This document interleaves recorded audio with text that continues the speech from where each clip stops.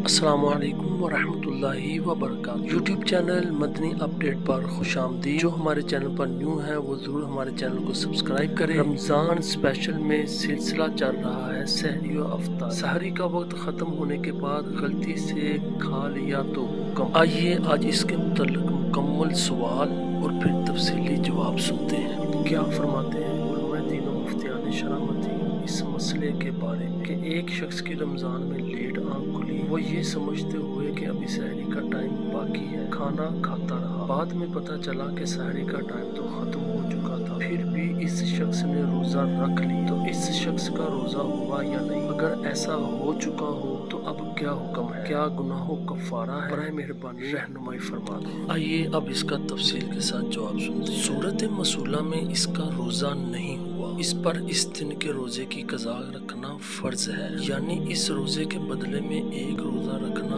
پڑے گا، لیکن کوئی کفارہ نہیں، اور چونکہ خطاً ایسا ہوا ہے اس لیے گناہ بھی نہیں۔ یاد رہے ایسی صورت میں اگرچہ روزہ نہیں ہوتا لیکن بقیہ سارا دن روزہ دار کی طرح رہنا واجب ہوتا ہے، لہٰذا اگر اسی طرح کی صورت کسی کو پیش آئی اور اس نے سارا دن روزہ دار کی طرح نہ گزارا تو وہ ضرور گناہ گار ہو